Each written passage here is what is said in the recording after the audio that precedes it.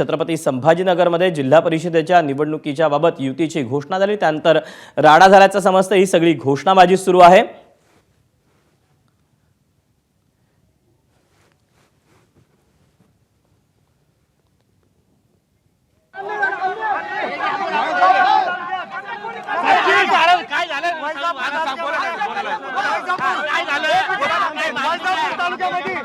वैजापूर तालुक्यामध्ये आम्ही आता नगरपालिका लढलो, नगरपालिका सोमवार लढलो। भारतीय जनता पार्टी सोमवार स्वतः 70 आलो।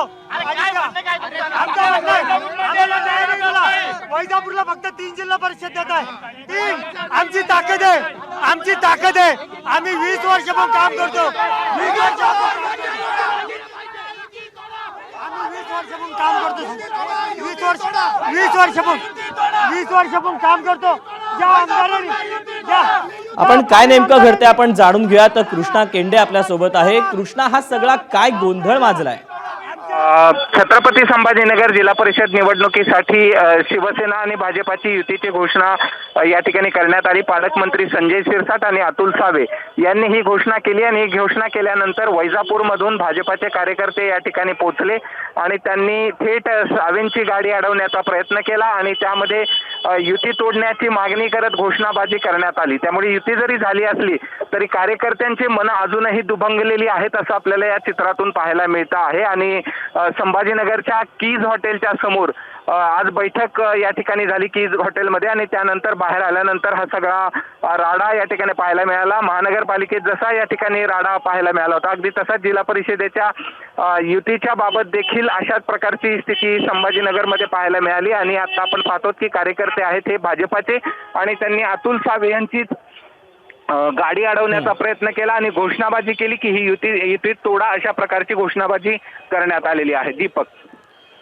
कृष्णा, या दोन्ही बाजूच्या नेत्यांचं आणि कार्यकर्त्यांचं काय नक्की म्हणणं आहे? नाही, सुरुवातीला दोघांनीही या ठिकाणी पत्रकार परिषद घेऊन युती झाल्याची घोषणा या ठिकाणी केलेली आहे। मात्र या घोषणेमध्ये आपल्यासोबत फोनवरून आपण संवाद या ठिकाणी साधूयात। भुमरे साहेब आपल्यासोबत आहेत, खासदार। काय नेमकं बोलणार नाही आज, मी नाही बोलणार।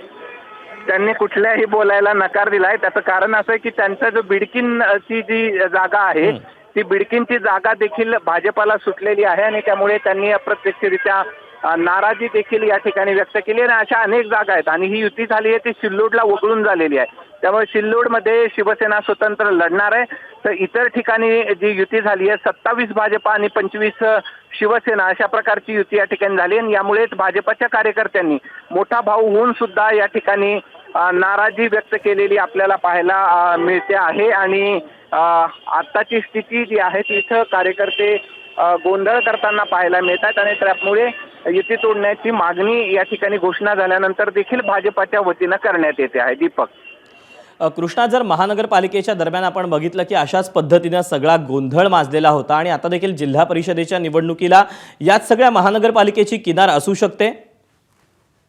निश्चितच आहे। आपल्यासोबत भाजपाचे जे वैजापूर मधले नेते आहेत ते देखील आहेत, आपण त्यांना फोनद्वारे या ठिकाणी बोलूयात। ते देखील बोलायला नकार देत आहेत खरं तर, पण तुमचे कार्यकर्ते आहेत हे सगळे आणि हे अशा पद्धतीनं घोषणाबाजी या ठिकाणी करतायत, काय आपली प्रतिक्रिया आहे? काय सांगाल आपण याच्यावर? मी काही प्रतिक्रिया देऊ शकत नाही। बरं, पण असं युती झाली, तुम्ही मोठा भाऊ झालात तरी देखील अशा प्रकारची घोषणाबाजी केली जाते? नाही, मला काही म्हणता नाही येणार। पण हे वैजापूरचे कार्यकर्ते आहेत, आता सगळे मी ओळखत नाही कोणी काय।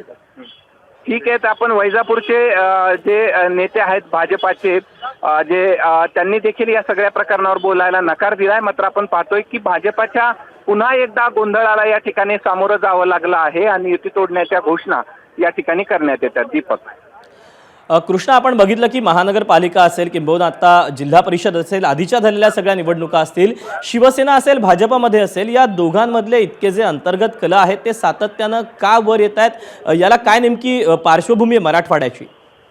याचं कारण असं आहे की दोघांकडे इच्छुकाची संख्या प्रचंड आहे आणि त्यामुळे जास्तीत जास्त जागा आपल्या पदरात पाडाव्यात यासाठीचे प्रयत्न होते। आपण काही बैठक सुरू असताना मध्ये चिडून संजय शिरसाट देखील बाहेर आलेले होते, पुन्हा त्यांना खासदार संदीपान भुमरे यांनी आत घेऊन गेले होते, अशा प्रकारची स्थिती होती आणि त्यामुळे जास्तीत जास्त इच्छुकांची संख्या असल्यामुळे नाराजांची संख्या या ठिकाणी वाढते आणि नाराज जे आहेत त्यांचा गट या ठिकाणी सोडला आहे दुसऱ्या पक्षाला, त्यांच्या वतीने अशा प्रकारची घोषणा या ठिकाणी करण्यात येते.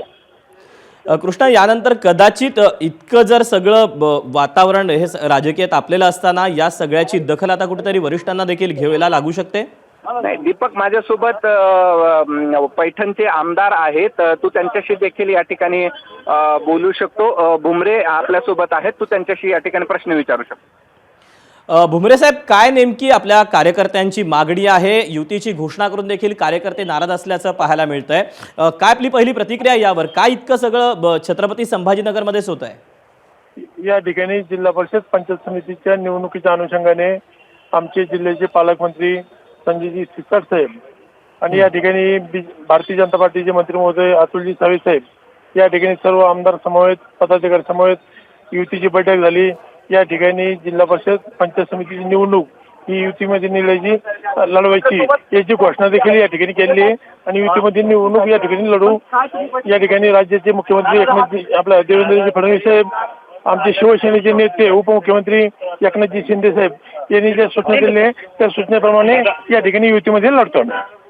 पण आता कार्यकर्त्यांचं म्हणणं ऐकणार, नेत्यांचं म्हणणं ऐकणार का? काय नक्की पुढची पावलं असणार आहेत? कारण कार्यकर्ते तर अधिक आक्रमक झालेत, कार्यकर्त्यांची कशी समजूत काढणार? या ठिकाणी समन्वय साधून आम्ही कुठला आग्रह धरला नाही, त्यांनी बिडकीसाठी आग्रह धरला. आम्ही त्या ठिकाणी सांगितलं व ठीक आहे तुमचा आग्रह असेल तर लढा, पण या ठिकाणी युतीत लढण्यास तयार आहोत.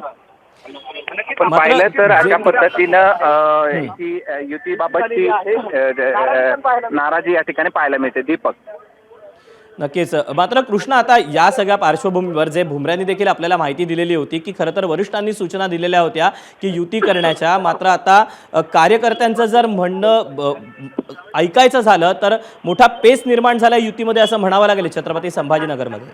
नाही, निश्चित पेच या ठिकाणी निर्माण झालाय आणि पुन्हा एकदा घोषणाबाजी पाहायला मिळते आहे आणि घोषणाबाजीमध्ये आपण पाहिलं तर ही सध्याची स्थिती आपल्याला ही पाहायला मिळते आहे. आणि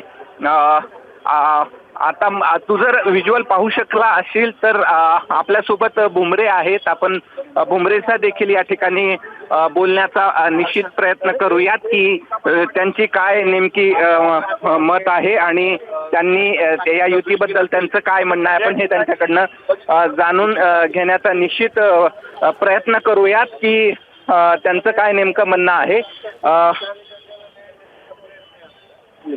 पण ठीक आहे, आता युती म्हणल्याच्या नंतर मागं पुढं त्याच्यामुळं असं काही हे नाही किंवा आता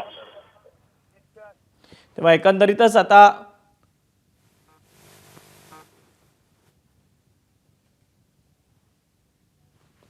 एक आंतरिक कारणामुळे भुमरेंचा आवाज आपल्यापर्यंत पोहोचू शकत नाही. मात्र आता जिल्हा परिषद निवडणुकांच्या पार्श्वभूमीवर युतीमध्ये मात्र मोठा पेच निर्माण झालेला आहे छत्रपती संभाजीनगरमध्ये. काय नेमकं घडतंय पाहणं महत्त्वाचं असेल. कृष्णा, धन्यवाद दिलेल्या माहितीबद्दल. एबीपी माझा, उघडा डोळे बघा नीट.